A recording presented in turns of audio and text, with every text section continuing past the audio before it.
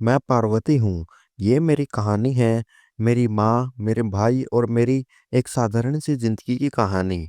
एक ऐसी जिंदगी जिसमें कभी सुकून था और फिर एक दिन ऐसा दुख आया जो मेरी रगों में जहर की तरह बहने लगा।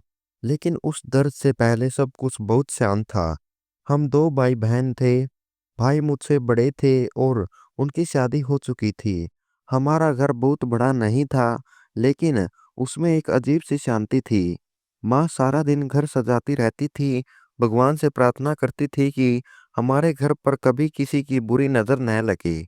हम हमेशा एक दूसरे का सहारा बने रहें। जब मेरी पढ़ाई पूरी हो गई, माँ ने तुरंत मेरे लिए रिश्ता ढूंढना शुरू कर दिया। वो चाहती थी कि मैं जल्दी किसी से अच्छे घर की बहू बन जाऊं, जहां मुझे भी वही प्यार और स्नेह मिले जैसा उन्होंने मुझे हमेशा दिया। फिर एक दिन माँ ने बताया कि उन्होंने एक अच्छा लड़का देखा है। लड़के का परिवार भी बहुत अच्छा है और वो लड़का लंदन में व्यापार करता है। माँ की बातों में इतनी खुशी थी कि मैंने कुछ नहीं कहा और सब कुछ माँ पर छोड़ दिया। फिर हमारी शादी बहुत सादगी से हो गई। विदाई वाले दिन माँ ने मुझे गले लगाया और आशीर्वाद देते हुए रोने लगी। मैंने माँ से कहा, माँ मत रो, मैं हर दिन आपको फोन करूंगी। माँ ने मुस्कुराते हुए कहा, हमेशा खुश रहो बेटा, तुम्हारी खुशी ही मेरा असली धन है। शादी के बाद मुझे लंदन जाना पड़ा क्योंकि मेरे पति का काम वही था। मैंने अपने नए घर को बहुत अच्छे से सजाया, जैसे माँ अपने घर को सजाती थी। ठीक वैसे ही हर कोने में माँ की झलक नजर आती थी।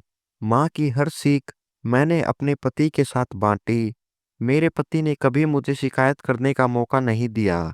उनका प्यार बहुत नर्म, सुकून देने वाला और सुंदर था। लेकिन बाहर से जितनी मैं शान दिखती थी, अंदर से उतनी ही अधूरी थी। माँ की मौजूदगी हमेशा मेरे दिल में खाली सी लगती थी। हर दिन मैं माँ फोन पर माँ की आवाज़ सुनाना चाहती थी, हर खुशी माँ के साथ बांटना चाहती थी। लेकिन माँ की गैर मौजूदगी मेरे दिल को हर बार जैसे चुप्पी से भर देती थी। फिर अचानक मुझे आज भी वो दोपहर याद है जब एक फोन आया। भाई की आवाज़ घबराई हुई थी, पार्वती, माँ की तबीयत ठीक नहीं है, हम उन्हें अस्पताल ले जा रहे हैं। मैंने कांपती आवाज में पूछा, क्या हुआ? भाई ने बस कहा, प्रार्थना करो। कुछ घंटे बाद एक और फोन आया, माँ नहीं रही। ये सुनकर मेरी दुनिया जैसे थम गई। मैं सोफे पर बैठ गई, अपना चेहरा हाथों से ढक लिया। कुछ बोल ही नहीं पाई, जुबान जैसे बंद हो गई और आंखों से आंसू बहते रहे। मेरे पति ने मेरे कंधे पर हाथ रखा, लेकिन उस वक्त कुछ भी मुझे सुकून नहीं दे रहा था। मैं माँ के अंतिम संस्कार में भी शामिल नहीं हो पाई। लंदन से वीजा और समय की कमी आड़े आ गई। भाई ने वीडियो कॉल पर दिखाया, माँ सफेद चादर में लिपटी हुई थी। ऐसा लग रहा था जैसे अभी उठकर कहेंगी, पार्वती, अपने पति का ध्यान रखना। कई रातें मैं जागती रही। पति ने मुझे करने की बहुत कोशिश की, लेकिन मैं अंदर से टूट चुकी थी। मैंने खुद को काम में उलझा लिया, घर सजाने में, खाना बनाने में, वो सब चीजें करने में जो मेरे पति को पसंद थी। लेकिन दिल के किसी कोने में अकेलापन धीरे धीरे गहराता गया। वक्त बीतने लगा था। मेरे पति अक्सर कहते, पार्वती, जिंदगी आगे बढ़ती है, तुम बहुत मजबूत हो। मैं बस सिर हिला देती, लेकिन दिल जानता था कि माँ के बिना कुछ भी पूरा नहीं था। एक साल बीत गया, माँ चली गई थी, लेकिन उनकी यादें मेरे दिल में हमेशा ताजा रहीं। फिर एक रात आई जिसने मेरे मन को झकझोर दिया। मैं सो रही थी, तभी अचानक एक दृश्य मेरी आंखों के सामने आया। माँ थी, लेकिन वैसी नहीं जैसी मैंने उन्हें आखिरी बार देखा था। उनका चेहरा उदास था, आंखें आंसुओं से भीगी हुई थी और वह कह रही थी, पार्वती, मैं जल रही हूँ, मुझे बचा लो। मेरा दिल जैसे रुक गया।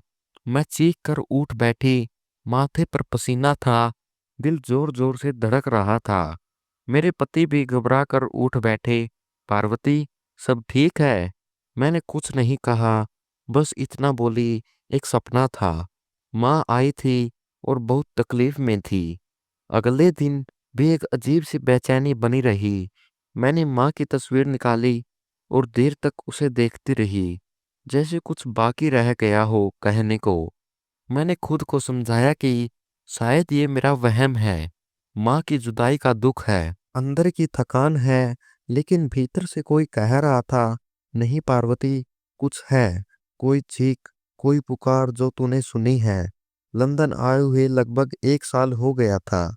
जिंदगी अपने ढंग से चल रही थी और मैंने हालातों के साथ बहना सीख लिया था।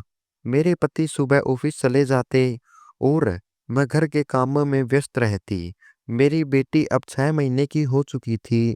उसके साथ वक्त बिताते हुए कभी कभी माँ की कमी थोड़ी धुंधली सी लगती, लेकिन जैसे ही शाम होती वो कमी फिर से उभर आती। पापा तो बहुत पहले ही इस दुनिया से चले गए थे।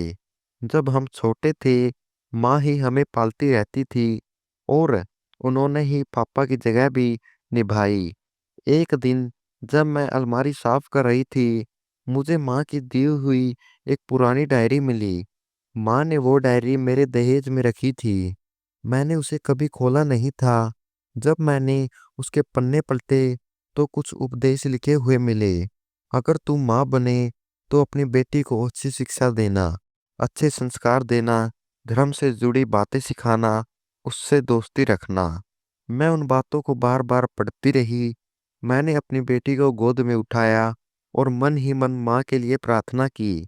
जब रात आई वही सपना फिर आया। माँ सफेद चादर में लिपटी नहीं थी, बल्कि उनके कपड़े राख से सने हुए थे।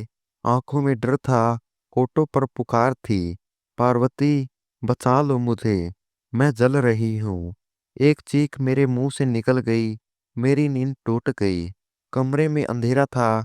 बेटी भी जाग गई और रोने लगी। मेरे पति हड़बड़ाहट उठ बैठे। क्या हुआ? फिर सपना देखा?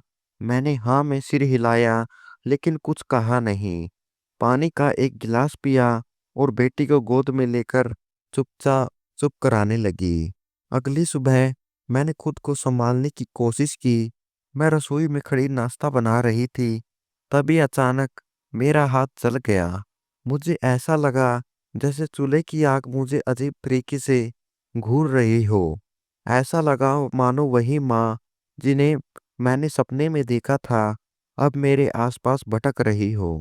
हकीकत में शाम को जब मेरे पति घर लौटे, उन्होंने मेरे चेहरे की गंभीरता को महसूस किया। तुम ठीक हो? मैंने सिर हिलाकर कहा, हाँ, बस नींद पूरी नहीं हुई है।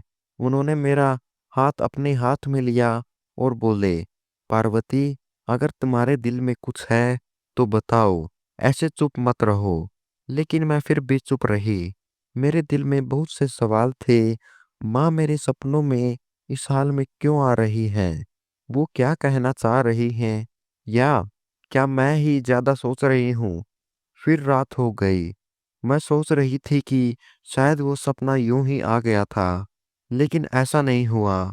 माँ फिर से मेरे सपने में आई। इस बार वो बैठी नहीं थी, झुकी हुई थी अवस्था में, हाथ पे हाथ रखकर खड़ी थी। पार्वती, सिर्फ तू ही मुझे बचा सकती है। वो लोग मुझे जलाते हैं, मुझे बचा ले बेटी। मैंने सपना में माँ से कहा, माँ, क्या हो रहा है आपके साथ? क्या हुआ है? लेकिन वो सिर्फ यही दोहराती रही, सिर्फ तू ही मुझे बचा सकती है। जब मैं उठी तो मेरी हालत बहुत खराब थी। बेटी सो रही थी। अगर मैं ना जागती तो शायद अब भी माँ की आवाज़ सुन रही होती। अगली सुबह पति ऑफिस चले गए, लेकिन मेरे अंदर तूफान मचा हुआ था। पूरा दिन मेरा किसी काम में मन नहीं लगा। मैं बस बेटी को गोद में लेकर सोफे पर बैठी रही। दोपहर को मैंने वो तस्वीर निकाली जो भाई ने माँ की अंतिम विदाई के समय क्लिक करके मुझे भेजी थी। मैंने उन तस्वीरों को हाथ से छुआ और कहा, माँ, क्या आपको सच में मेरी मदद चाहिए? क्या आप किसी परेशानी में हैं? अचानक बेटी के खिलौने से एक गाना बजने लगा, जो हमेशा तभी बजता था जब मैं उसे छूती थी। मैं चौंक गई। कमरे में कोई नहीं था। क्या ये भी कोई संकेत था? शाम को जब मेरे पति आए तो मैंने हिम्मत जुटाई और उनसे बात की। मैंने कहा, मैंने माँ को अपने सपनों में देखा। वो बार बार मुझसे मदद मांग रही हैं। मेरे पति ने गहरी सांस ली और कहा, तुमने मुझे पहले क्यों नहीं बताया? मैंने कहा, डर लग रहा था। लगा शायद वे मेरा वहम हो। नहीं पार्वती, ये कोई साधारण सपना नहीं लगता। हमें किसी से बात करनी चाहिए। मैंने कहा, लेकिन उससे पहले मैं खुद जानना चाहती हूँ कि माँ की तकलीफ की वजह क्या है। उस रात पहली बार मुझे महसूस हुआ कि ये सब सपना नहीं है। शायद कुछ ऐसा है जो अभी सामने आना बाकी है। फिर अगली रात भी वही सपना। और इस बार जब मैं जागी तो मेरी आंखों में आंसू नहीं थे। एक निर्णय था कि इस सपने की असलियत तक किसी भी हाल में पहुंचना है। मैंने लाइट ऑन की और मेरे पति भी उठकर मेरे पास आए। फिर वही सपना। मैंने सिर हिलाया। हाँ, इस बार माँ ने कहा कि अगर मैं नहीं गई तो वो मर जाएंगी। मेरे पति बोले, अब ये इत्तेफाक नहीं हो सकता। अब हमें किसी से जरूर बात करनी होगी। अगले ही दिन उन्होंने लंदन के एक बड़े पंडित को बुलाया। उनका नाम राजा रामचंद्र शर्मा था। वो लंदन के एक मंदिर के प्रधान पुजारी थे। मेरे पति ने उन्हें सब कुछ बताया कि मैं क्या सपनों में देख रही हूँ। वो सब कुछ चुपचाप सुनते रहे। फिर बोले, बेटा, मृत व्यक्ति का बार बार सपने में आना और मदद मांगना मामूली बात नहीं होती। ऐसा तब होता है जब आत्मा को शांति नहीं मिल रही हो या उस पर कोई बोझ हो। मैंने घबराकर पूछा, लेकिन माँ पर बोझ क्यों होगा? मेरी माँ बहुत अच्छी थी। मैंने बेचैनी से कहा। पंडित जी बोले, कभी कभी किसी और के कर्मों का प्रभाव भी दूसरों पर पड़ जाता है। आपके घर में कौन कौन है? मैंने कहा, बस भैया और भाभी। उन्होंने पूछा, क्या आपको कभी भैया भाभी के बारे में कुछ गलत महसूस हुआ है? मैं रुक गई। भैया तो माँ के साथ हमेशा बहुत प्यार से पेश आते थे और भाभी भी माँ की बहुत सेवा करती थी। मैंने कभी कुछ गलत नहीं देखा। पंडित जी बोले, संभव है किसी ने किसी और मनसा से कुछ किया हो, लेकिन उसका असर आपकी माँ पर पड़ रहा हो। आप इस बात को नजरअंदाज नहीं कर सकती। फोन कटने के बाद हम दोनों बहुत देर तक चुप बैठे रहे। अगली सुबह जब हम नाश्ता कर रहे थे, मेरे पति ने अपना फोन मेरे सामने रखते हुए कहा, पार्वती, तुम्हारी तबीयत ठीक नहीं लग रही। तुम्हारा सपना अब धीमे धीरे बीमारी का रूप ले रहा है। तुम्हें भारत जाकर खुद देखना चाहिए कि सच्चाई क्या है। मैंने तुरंत टिकट की जानकारी लेना शुरू की और अगले हफ्ते ही बुकिंग कर ली। अब मेरे मन में बस एक ही उद्देश्य था, माँ की बात सुनना और जो भी सच्चाई हो उसका सामना करना। मैंने कुछ सामान पैक किया, लेकिन बार बार दिल यही कह रहा था कि पता नहीं कैसी सच्चाई का सामना करना पड़ेगा। लंदन एयरपोर्ट से निकलते समय मेरे पति ने बेटी को गोद में लिया और मेरी तरफ देखकर कहा, हमेशा याद रखना, चाहे जो भी सच्चाई हो, तुम्हें मजबूत रहना है। फ्लाइट के दौरान बेटी लगातार रोती रही, लेकिन मैं जागती रही। हर घंटे एक सवाल मेरे मन में आता रहा, क्या भैया और भाभी के पीछे ही ये सब है? दिल्ली एयरपोर्ट पर भैया और भाभी दोनों मौजूद थे।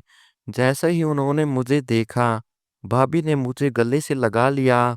ऐसा लग रहा है जैसे कई सालों बाद तुमसे मिल रही हूँ, जैसे माँ मिल गई हो। मैंने एक मजबूर मुस्कान के साथ जवाब दिया।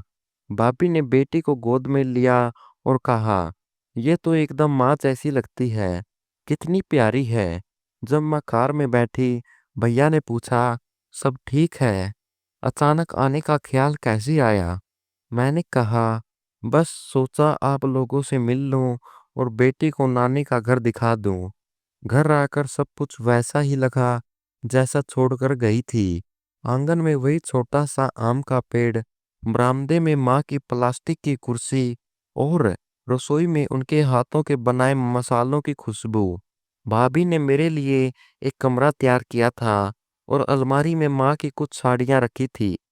मैंने माँ की एक साड़ी हाथ में ली, लेकिन उसमें मुझे कुछ महसूस नहीं हुआ, जैसे उसकी खुशबू अब उसमें नहीं रही हो। 2 दिन ऐसे ही निकल गए। भैया रोज ऑफिस जाते और शाम को लौटकर बेटी से खेलते, मुझसे हालचाल पूछते। सब कुछ बिल्कुल सामान्य था। एक दिन दोपहर में भाभी मेरे पास बैठी और बोली, पार्वती, तुम कुछ बदली बदली सी लग रही हो, कोई परेशानी तो नहीं? मैंने कहा, कुछ नहीं भाभी, बस नींद पूरी नहीं हो रही, बेटी के कारण थोड़ी थकावट सी लगती है। भाभी ने मेरा हाथ पकड़कर कहा, घर भी अधूरा लगता होगा तुम्हें, माँ के बिना यहाँ आना शायद अच्छा नहीं लगा होगा। उसी शाम से मैंने घर की दीवारों पर नजर रखना शुरू कर दिया, छोटी छोटी बातों पर ध्यान देने लगी। भाभी अक्सर किसी समय अपने कमरे में बंद हो जाती और अंदर से किसी के धीमे से स्वर में कुछ पढ़ने की आवाज आती, जैसे कोई मंत्र या कोई गुड़ पाठ। मैं दरवाजे के पास जाती, पर ठीक से कुछ सुनाई नहीं देता। एक दिन भैया बहुत देर शाम को घर लौटे। मैंने पूछा, इतनी देर कैसे हो गई? तो उन्होंने कहा, ऑफिस में बहुत काम था, इन दिनों व्यापार थोड़ा धीमा चल रहा है। मैंने कहा, क्या आपने कभी माँ के नाम से कुछ दान देने का सोचा है? शायद उन्हें कुछ शांति मिल जाए। भैया थोड़े चौंके और बोले, हाँ, मैं सोचता हूँ कल मंदिर में कुछ भेज दूं। रात को सोने से पहले मैंने फिर डर के कारण गायत्री मंत्र पढ़ा, ताकि सपने ना आए। लेकिन जब नींद आई तो वही सपना, वही माँ, वही स्वर और वही शब्द, मैं जल रही हूँ पार्वती, मुझे बचा लो। अगली सुबह मैंने ठान लिया कि अब बात करना जरूरी है, पर समझ नहीं आ रहा था कि कैसे और कब। दोपहर में जब बेटी सो रही थी, मैं छत पर चली गई। वहां से पूरी कॉलोनी दिख रही थी। हर घर को देखकर बचपन की याद आ रही थी, जब माँ छत पर सब्जियां उगाती थी। नीचे आकर मैंने बरामदे में रखा पुराना सोफा साफ किया और बैठ गई। कमरे के कोने में माँ की तस्वीर रखी थी। वही मुस्कान उनके चेहरे पर थी, लेकिन अब उनकी आंखों में कुछ नया दिख रहा था। एक प्रार्थना, एक विनती। मैंने खुद से कहा, जो भी सच्चाई हो, मैं जानना चाहती हूँ। अगर भैया और भाभी इसमें शामिल है तो मैं बर्दाश्त नहीं करूँगी, और अगर वे निर्दोष हैं तो मुझे माँ की आत्मा को शांति देनी होगी। ये मेरा फर्ज है। मैंने बैग से माँ की डायरी निकाली और वो पन्ना खोला जिस पर माँ ने लिखा था, सच कभी छिपता नहीं बेटा, बस देखने वाला चाहिए। सुबह की चाय के समय मैंने धीरे से कमरे की खिड़की से झांका। भैया आंगन में बैठकर अखबार पढ़ रहे थे और भाभी नल के पास कपड़े धो रही थी। वह कुछ पढ़ भी रही थी, शायद कोई भजन या गीत, लेकिन उनकी शैली बिल्कुल सामान्य थी, जैसे कोई तनाव न हो, कोई छुपाने जैसा भाव न हो। ऐसा लग रहा था जैसे सब कुछ ठीक है। मैंने सोचा कि आज पूरे दिन मैं कुछ नहीं कहूंगी, बस देखूंगी। जब तक दिल में शक है, उसे खत्म करना या साबित करना जरूरी है। नाश्ते के बाद भैया शाम को मंदिर चले गए। यह उनका रोज का नियम था। थोड़ी देर बाद मोहल्ले की कुछ महिलाएं आई और भाभी से बातें करने लगी। दोपहर के बाद मैं छत पर चली गई और जब नीचे उतरी तो भाभी बगीचे को पानी दे रही थी। उनके चेहरे पर बिल्कुल शांति थी, न थकावट थी न बेचैनी। जब भैया शाम को लौटे, उनके हाथ में एक पोटली थी। मैंने पूछा, क्या लाए हो? वे मुस्कुराए और बोले, कल पूर्णिमा है, मंदिर में दान देने के लिए कुछ चीजें खरीदी हैं। मैंने बस सिर हिलाया और बेटी को गोद में लेकर बैठ गई। भाभी बोली, बिल्कुल तुम्हारी जैसी है, वही मुस्कान, वही आंखें। माँ उसे देखती तो बहुत खुश होती। मैंने हल्की मुस्कान के साथ उन्हें देखा, लेकिन दिल में एक और सवाल उठ खड़ा हुआ। अगर सब कुछ सामान्य लग रहा है, तो फिर माँ क्यों हर रात मदद की पुकार लगा रही है? क्या कोई व्यक्ति जो अनाथों और गरीबों के लिए दान करता हो, अपनी माँ को प्रताड़ित कर सकता है? यही सवाल रात भर मेरे मन में घूमता रहा और उस रात मैं देर तक जागती रही। मैंने कुछ भी असामान्य या ऐसी कोई गलत काम नहीं देखा जिससे मुझे शक होता। शायद मैं सोच रही थी कि मैं ज्यादा ही सोच रही हूँ। दिन बीतते गए और मैंने देखा कि भैया अक्सर माँ के कमरे में जाते, चुपचाप उनकी तस्वीर को देखते और कुछ देर वहां बैठते। कभी कभी मैं उनकी आंखों में नमी देखती, जिसे वे छुपाने की कोशिश करते थे। एक दिन दोपहर में भाभी ने कहा कि आज शाम को मंदिर जाना है, प्रसाद चढ़ाना है और माँ के लिए प्रार्थना करनी है। तुम चलोगी? मैंने मना कर दिया। बेटी अभी छोटी है, आप लोग जाइए, मैं यही हूँ। उनके निकलते ही मुझे लगा कि यह सही मौका है और मैंने तुरंत किचन, लिविंग रूम और भाभी के कमरे में कोई ऐसा कागज, किताब या चीज खोजनी शुरू की जो संदिग्ध हो, लेकिन कुछ भी अजीब नहीं मिला। अलमारी के शेल्फ में कुछ दवाइयों के पैकेट और धार्मिक किताबें रखी थी। जब दोनों वापस आए तो भैया ने कहा, पंडित जी कह रहे थे कि माँ बहुत दयालु थी, उनके लिए मंदिर में विशेष पूजा करवाई जाएगी। वह रात शांति से बीती।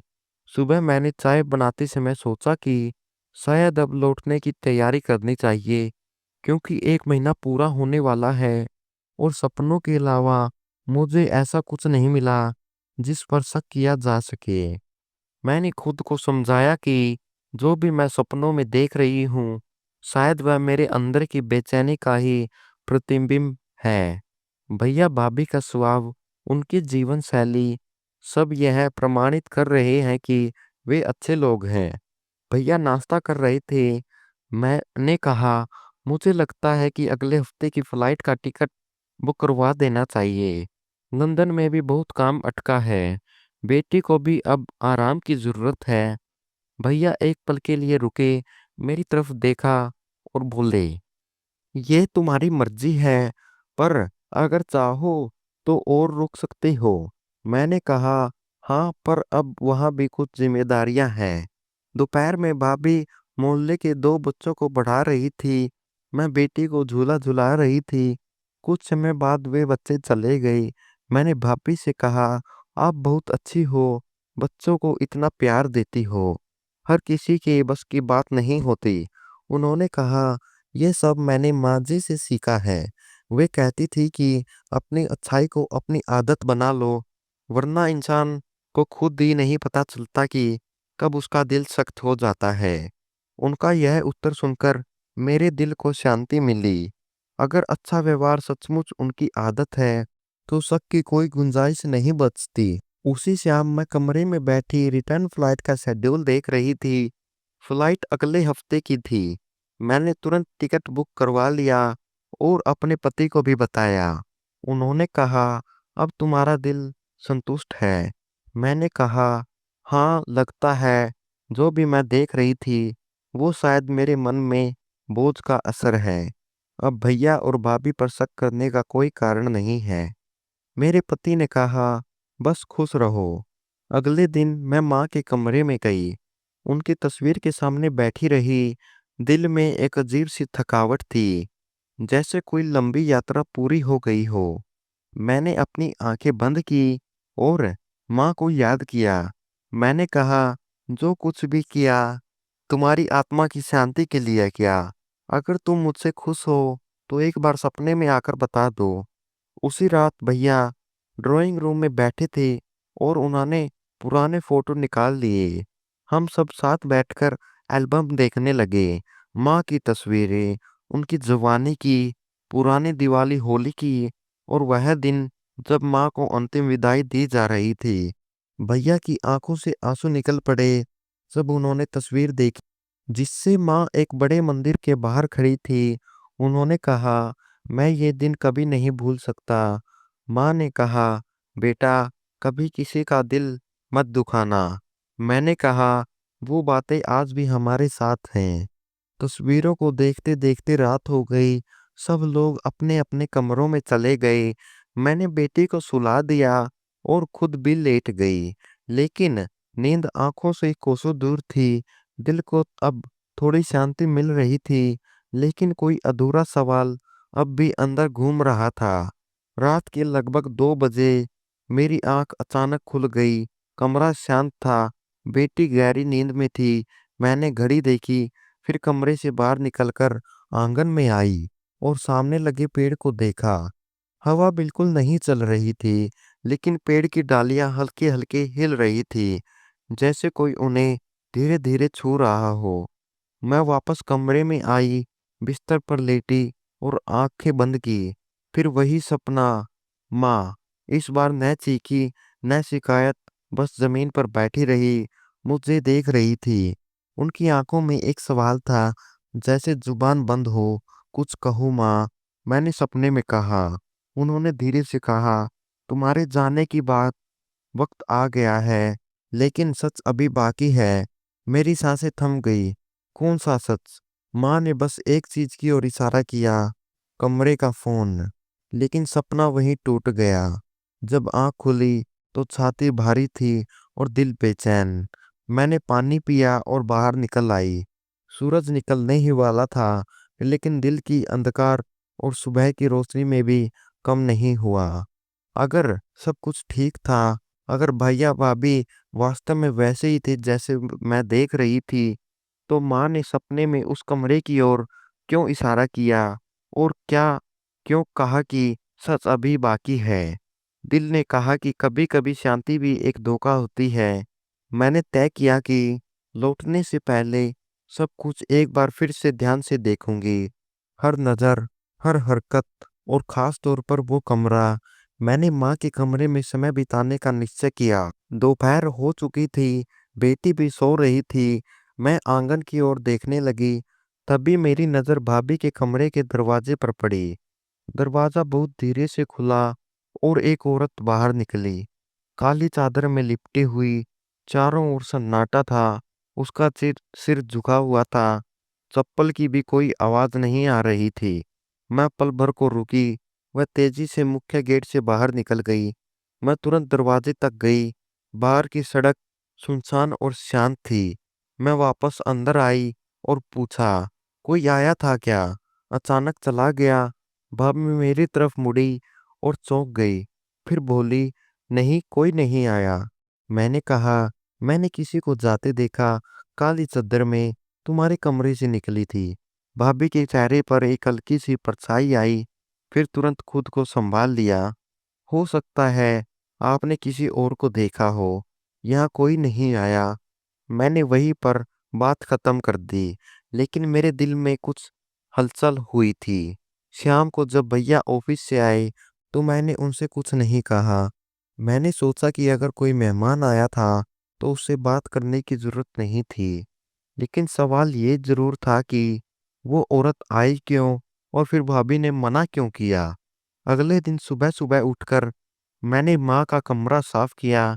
दरवाजे, अलमारी, सब कुछ वैसा ही था जैसे मैंने पहले देखा था। लेकिन कोने में कपड़ों के नीचे एक छोटा सा बैग रखा हुआ था। उसके अंदर कुछ पुराने तावीज, एक काला धागा और एक छोटी खाली शीशी जैसी कोई चीज थी। मैंने बैग वापस वहीं रख दिया। मैं कोई जल्दबाजी में फैसला नहीं लेना चाहती थी। मैंने सोचा, शायद ये माँ ने किसी बाबा से मंगवाया होगा, कोई पुरानी चीज हो। दोपहर में भाभी ने मुझसे कहा कि बाजार चलना है, कुछ जरूरी सामान लेना है। बेटे को साथ ले जाना मुमकिन नहीं था, इसलिए मैंने मना कर दिया। फिर वह अकेली चली गई। जैसे ही वह गई, मैं फिर उनके कमरे की ओर बढ़ी। दरवाजा अंदर से बंद नहीं था। कमरे में हल्की सी कोई खास खुशबू फैली हुई थी। अलमारी खुली हुई थी।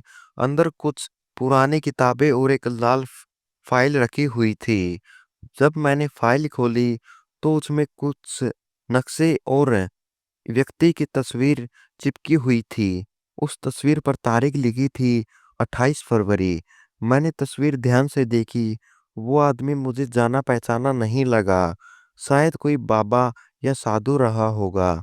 तभी दरवाजे पर कोई आहट हुई, तो मैंने जल्दी से फाइल वापस रख दी और बाहर आ गई। भाभी आ गई थी। उनके हाथ में सौदा था। मैंने सामान्य बनने का नाटक किया, लेकिन अंदर की शांति टूट चुकी थी। रात के खाने के समय भैया ने कहा, तुम्हारी फ्लाइट परसों है ना? वापसी का समय नजदीक आ गया था। भाभी ने चुपचाप मुझे एक गिलास पानी दिया। उनकी आंखों में कुछ अजीब सा था, जैसे कुछ छुपाने की कोशिश कर रही हो। मैंने बेटी को गोद में लिया। बहुत सी चीजें इस घर में वैसी ही हैं, लेकिन कुछ तो बदला है। भैया थोड़ा चौंके और बोले, क्या मतलब? क्या बदला है? मैंने कहा, पता नहीं, शायद माँ की कमी या शायद कुछ और। अगली सुबह मैंने तय किया कि मंदिर जाना चाहिए। भैया से पूछा कि क्या वो चलेंगे। उन्होंने हाँ में सिर हिलाया। मैं बिना कुछ बोले चुपचाप सोचती रही, क्या वो सब बातें जो मैंने देखी और सुनी, उनका कोई मतलब था? फिर भैया से वही सवाल पूछा, तो उन्होंने कहा, पार्वती, कभी कभी ऐसा होता है कि जो हम देख रहे हैं वो सच नहीं होता। सच वो होता है जो वक्त बताता है। फिर मैंने उन्हें देखा और दोबारा पूछा, क्या सपनों में भी कोई सच बोलता है? भैया बोले, अब मैं इसका जवाब नहीं दे सकता।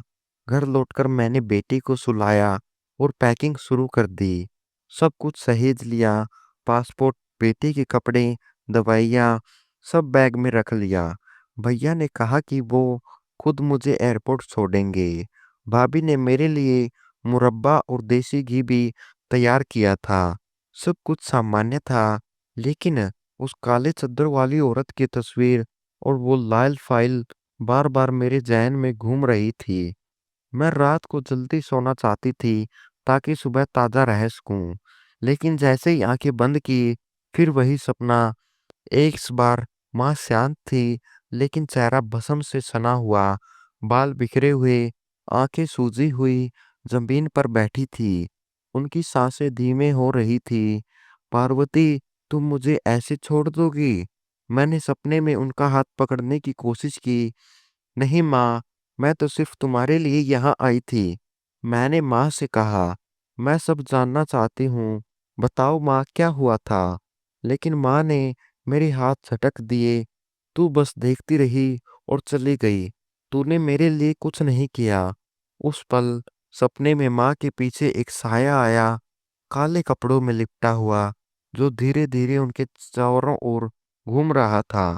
माँ की चीखें और झटके से उठ बैठी। मैं बिस्तर बैठी रोती रही।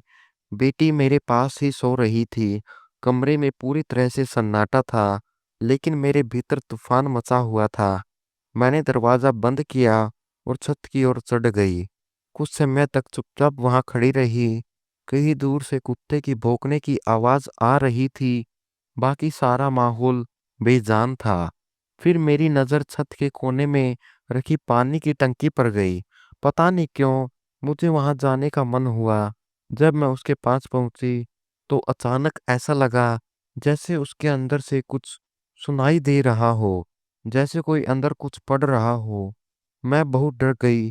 हे भगवान, ये क्या हो सकता है? मैं झुककर टंकी के ढक्कन के पास कान लगाया। आवाज तो आ रही थी, लेकिन शब्द समझ नहीं आ रहे थे, जैसे कोई दूसरी भाषा में बोल रहा हो। मेरा दिल जोर जोर से धड़कने लगा। मैंने हिम्मत जुटाई और धीरे धीरे ढक्कन हटाया। अंदर अंधेरा था। मैंने मोबाइल की लाइट जलाई और जैसे ही अंदर झांका, मेरी रीढ़ की हड्डी तक ठंडी लहर दौड़ गई। अंदर बहुत सारे कागज तैर रहे थे, जो पूरी तरह भीगे हुए थे। कुछ के किनारे जले हुए थे, कुछ पर मंत्र लिखे हुए थे और कुछ पर अजीब नक्शे बने हुए थे। एक किनारे पर कुछ पड़ा था जिसे मैं पहचान नहीं पा रही थी, लेकिन जैसे ही मैंने टॉर्च की रोशनी उस पर डाली, मेरा दिल बैठ गया। वो माँ की चोटी थी। मैं डर के मारे पीछे हट गई, ढक्कन वापस बंद कर दिया और दीवार से लगकर ठीक से सांस लेने की कोशिश की। ये सब क्या हो रहा है? सब कुछ मेरे दिमाग में एक साथ घूमने लगा। वो फाइल, वो औरत, भाभी का इनकार, माँ के सपने और अब ये टंकी। मैं छत पर बहुत देर तक बैठी रही और सब कुछ एक एक करके जोड़ने लगी की कोशिश करती रही। जिस शांति को मैं देख रही थी वो बस एक दिखावा था, एक पर्दा था जिसके पीछे एक भयानक हकीकत छिपी हुई थी। मैं नीचे आई और कमरे में पहुंची। मेरी बेटी जाग गई थी और रोने लगी थी। मैंने उसे गोद में लिया और ड्राइंग रूम की ओर चल गई। कमरे की लाइट्स बंद थी, सिर्फ टेबल लैंप चल रहा था। मैंने अपनी डायरी खोली। मुझे कल की उड़ान से पहले सब कुछ जानना है। सुबह सुबह मैं फिर टंकी के पास गई। ढक्कन बंद था। आखिरी दिन अभी बाकी था और मुझे पता था कि उस दिन का सूरज कुछ ऐसा जरूर लाएगा जो शायद पूरी कहानी सामने रख देगा। मैंने बेटी को नहलाया, उसे नाश्ता करवाया और चुपचाप रसोई में व्यस्त हो गई। अंदर कुछ धड़क रहा था, लेकिन चेहरे पर शांति दिखाई दे रही थी। भैया ऑफिस जाने के लिए तैयार हो गए। दरवाजे से निकलते हुए बोले, हम तो कल लौट रहे हैं। कल रह गया हो तो बता देना। सब कुछ हो गया है ना? हाँ भैया, मैंने कहा। भाभी मुस्कुराई और नाश्ते में मेरी मदद की। मैं दोपहर में माँ का कमरा थोड़ा साफ कर दूंगी। अगर कोई चीज याद के दौर पर रखनी हो तो बता देना, मैं रख दूंगी, उन्होंने सहजता से कहा। लेकिन उनके चेहरे पर भी एक सवाल बार बार उठ रहा था जो उनकी मुस्कान के पीछे छुपा हुआ था। मैंने सोचा, भाभी माँ के कमरे में क्यों जा रही है? पहले भी सफाई हो चुकी थी, तो आज अचानक क्यों? बेटी दोपहर में सो गई थी। मैं कमरे में बैठी कुछ कागजों को देखने लगी, पर मेरी असल में कान दरवाजे की तरफ थे। तभी आंगन से कोई आवाज आई। मैं चुपचाप बाहर निकली और माँ के कमरे की ओर बढ़ी। दरवाजा आधा खुला था। भाभी अंदर थी। अलमारी खुली हुई थी और वह कागजों को देख रही थी। मैं उनकी हर चाल पर चुपचाप नजर रख रही थी। उनके हाथ में एक पुराना लिफाफा था जिससे उन्होंने एक तस्वीर निकाली और ध्यान से देखने लगी। अचानक तस्वीर उनके हाथ से फिसलकर जमीन पर गिर गई। मैं तुरंत दरवाजे की ओर आ गई। क्या देख रही हो भाभी? वह चौंक गई और जल्दी से तस्वीर उठाने लगी। मैं आगे बढ़ी और तस्वीर उनके हाथ से ले ली। वह माँ की तस्वीर थी, लेकिन आधी जल चुकी थी। एक तरफ से राख में बदल गई थी और दूसरी तरफ से चेहरा साफ दिखाई दे रहा था। यह क्या है? मेरी आवाज में कठोरता थी। भाभी की आवाज में घबराहट थी। कुछ नहीं, मैं सफाई कर रही थी, शायद पुराने सामान में रखी थी। मैंने उनकी आंखों में देखते हुए पूछा, पर यह कैसे जल गई? मुझे नहीं पता। शायद गलती से किसी वक्त। कौन सी गलती? इतना कुछ करने के बाद भी माँ की चोटी अपने आप कैसे निकलकर टंकी तक पहुंच गई? कौन भूल से टंकी में तंत्र मंत्र के कागज डालता है? मेरा सवार अब कांप रहा था। आवाज तेज हो गई थी। भाभी के हाथ कांपने लगे। पार्वती, तुम क्या कह रही हो? मैं तो बस पूछ रही हूँ। वो जो तुम जानती हो, वो औरत जो तुम्हारे कमरे से निकली, वो फाइल जो तुम्हारे पास थी, और अब यह तस्वीर। माँ को तुम ही मुसीबत में डाल रही हो, है ना?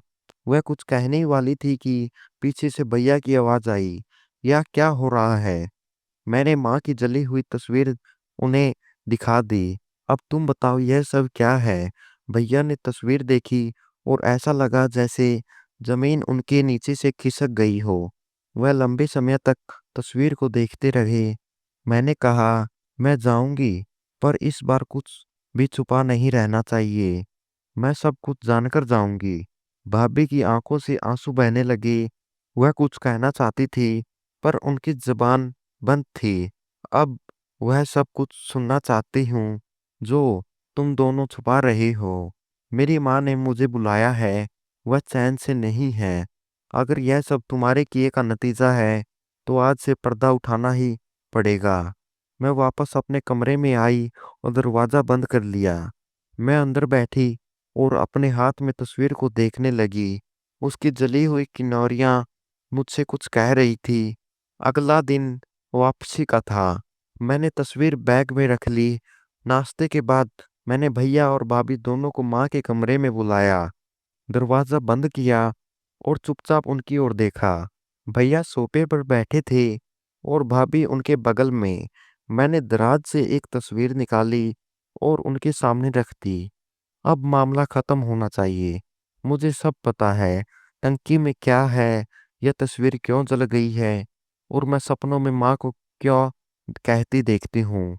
अगर तुम दोनों अब भी कुछ छुपाते हो तो याद रखना, मैं इस सच को दबने नहीं दूंगी।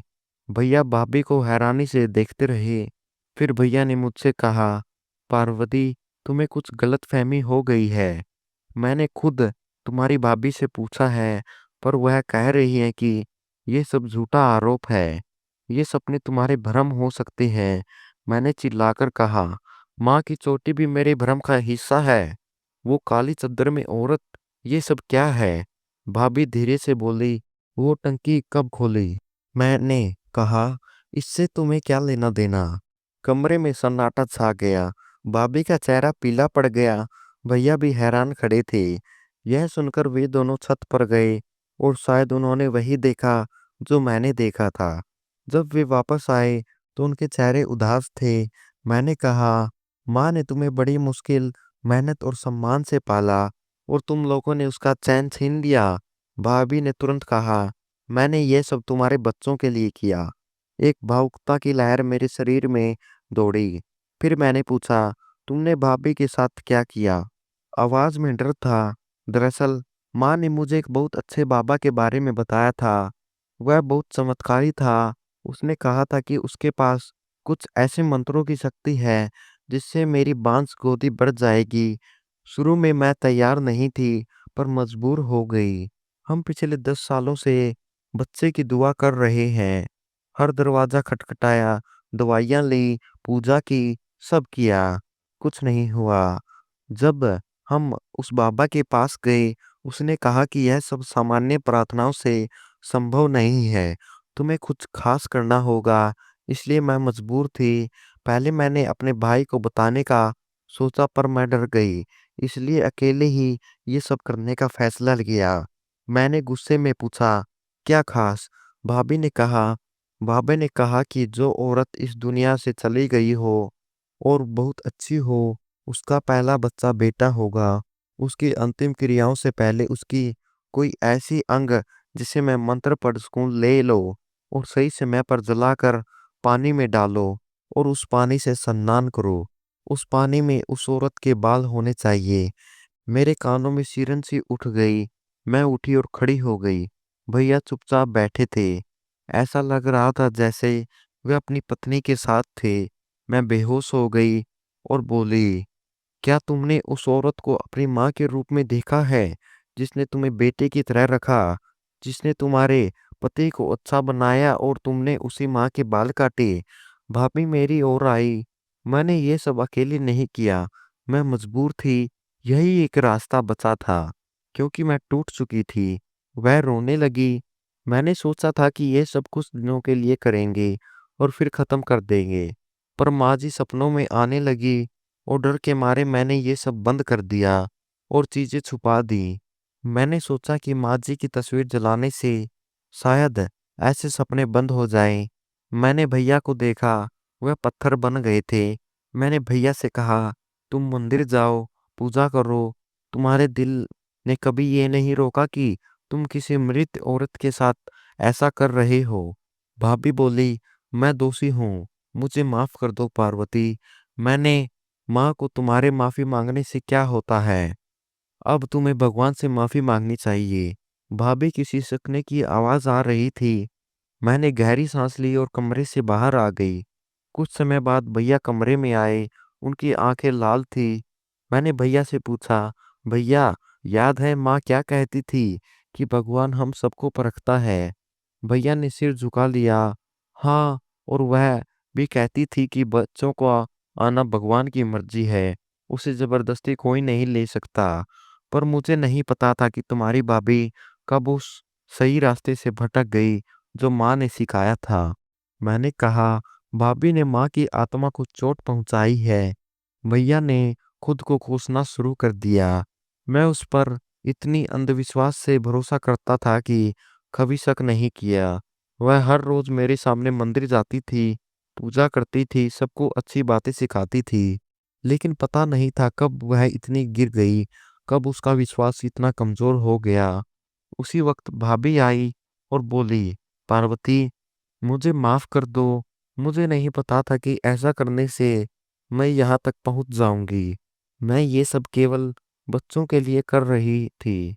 मैंने कहा, भाभी, मैं कोई भगवान नहीं हूँ जो तुम्हें माफ करूँ या न करूँ। भाभी जमीन पर बैठकर रोने लगी। मैंने माँ के साथ अन्याय किया है। भगवान मेरे पापों को माफ नहीं करेगा। भैया ने गहरी सांस ली और फिर उसके सामने खड़े होकर कहा, जो औरत मेरी माँ के बाद मेरी पत्नी थी, उसे चैन नहीं मिलना चाहिए। अब मैं उसके साथ एक दिन भी नहीं बिता सकता। मैंने फैसला कर लिया कि तुम्हारे और मेरे बीच अब कुछ नहीं रहेगा। मैं तुम्हें तलाक दूंगा। भाभी बोली, ऐसा मत करो। मैं जानती हूँ कि मैंने गलत किया है। मैंने सब खत्म कर दिया है। जो काला जादू मैं करती थी, उसका अब मुझसे कोई लेना देना नहीं है। भैया ने कहा, लेकिन अब जो होना था हो चुका। मेरी माँ की आत्मा कष्ट में है। मैं पति के रूप में नाकाम रहा। अब बेटे के रूप में शायद कुछ बचा सकूं। भैया ने अपना निर्णय घोषित किया। कमरे में सन्नाटा छा गया। मैंने देखा कि भाभी की आंखों से सारी घमंड गायब हो गई थी।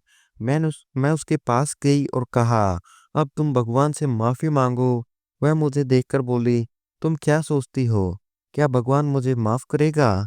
शाम तक भैया चुपचाप बैठे रहे। मैंने अपना सामान पैक कर लिया।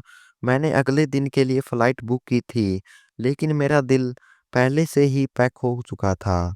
भाभी घर से रोते हुए चली गई। वह दरवाजे पर रुकी और मुझसे बोली, पार्वती, प्रार्थना करो कि भगवान मुझे माफ कर दे। मैं कभी फिर ऐसी गलती नहीं करूंगी। अब सिर्फ भगवान का नाम लूंगी। मैंने कहा, यह काफी है, और दरवाजा बंद हो गया। फिर मैं आसमान की ओर देखने लगी। माँ की छवि मेरे सामने थी, लेकिन पहली बार मुझे उसके चेहरे पर थोड़ी राहत महसूस हुई, जैसे वह देख रही हो और शायद मुझे माफ कर चुकी हो। जब मैं सुबह उठी तो लगा जैसे मेरा पूरा शरीर स्वस्थ हो गया हो। कल की सारी बातें एक एक करके मेरे मन में घूमने लगी। भैया ने अपने जीवन का सबसे कठिन निर्णय लिया था। नाश्ता तैयार था, लेकिन भाभी अब घर में नहीं थी। रसोई में जो सन्नाटा था, वह इस सब का गवाह था। भैया ने खुद चाय बनाई और मेरे सामने रख दी। फिर कहा, पार्वती, मैं सोच रहा हूँ कि कल से शहर के अनाथालय जाकर कुछ समय के लिए वहाँ के बच्चों को पढ़ाऊं।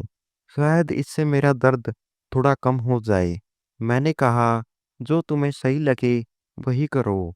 दोपहर में मैं माँ के कमरे में गई। वहाँ माँ की यादें थी और सभी सामान वही रखा हुआ था। मैंने माँ की डायरी अपने हाथ में ली। भैया ने मुझे एयरपोर्ट जाने का समय बताया। मैंने कहा, कल सुबह फ्लाइट है, लेकिन आज मैं छत पर कुछ समय बिताना चाहती हूँ। उसने मेरी ओर बात समझ ली। बेटी जल्दी ही सो गई। मैंने उसे चादर से ढक दिया और छत पर चली गई। वहां उसी कोने में पानी की टैंक था, बंद, शांत और भुला हुआ। मैंने धीरे ही धीरे अपना हाथ उसके ढक्कन पर रखा कुछ देर के लिए, और खुद से कहा कि जो कुछ हुआ वह फिर कभी न हो। थोड़ी देर बाद पता नहीं कब नीचे आ गई और सो गई। सपने में माँ मेरे सामने थी, लेकिन इस बार वह बस शांत थी। अब तक वह रोती, जली हुई और बेचैन आती थी। इस बार वह पूरी शांत थी। सफेद कपड़ों में उनका चेहरा चमक रहा था। उसकी आंखों में शांति थी। वह धीरे धीरे मेरी ओर बढ़ी। मैं उसके पैरों के पास बैठ गई। माँ, क्या आप ठीक हैं? उसने अपने हाथ से मेरे सिर को छुआ और कहा, हाँ, अब मैं ठीक हूँ। मैंने कहा, मैंने सब कुछ तुम्हारे लिए किया माँ। वह मुस्कुराई और बोली, तुमने अपना कर्तव्य निभाया बेटी। भगवान तुम्हें हमेशा खुश रखे। मैं भी तुमसे बहुत खुश हूँ। मैंने उनका हाथ थामा। अब मैं जा रही हूँ माँ। मेरे दिल शांति से भरा था, लेकिन माँ की आंखें अभी भी नम थी। उसने फिर से मेरे सिर पर हाथ रखा और कहा, जब दिल भगवान से जुड़ता है तो पीछे छूटने का डर नहीं रहता। तुम शांति से जाओ, क्योंकि अब मैं भी शांति में हूँ। मैंने सपने में अपनी आंखें बंद कर ली। जब मैंने फिर से खोली तो वह चली गई थी। सुबह की रोशनी कमरे में फैल चुकी थी। बेटी मुस्कुरा रही थी, जैसे उसने भी कोई अच्छा सपना देखा हो।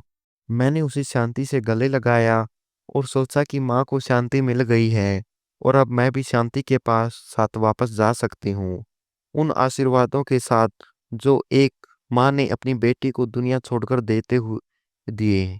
जीवन में सबसे बड़ी सीख यही है कि सत्य और प्रेम को की शक्ति से हर अंधेरा दूर होता है, और जब हम अपने कर्मों को सही दिशा देते हैं तो हमारे दिल और आत्मा को सच्चा चैन मिलता है। इसलिए हमेशा अपने परिवार, अपने रिश्ते और अपने आप से सच्चा और प्यार से पेश आए, क्योंकि अंत में वही हमें सबसे बड़ी शांति और खुशियाँ देते हैं। दोस्तों, अगर आपको हमारी कहानी थोड़ी सी भी पसंद आई हो तो हमारे चैनल पिंकी स्टोरीज को ज़रूर सब्सक्राइब करें और कमेंट में जय श्री राधे कृष्णा लिखना ना भूलें। धन्यवाद।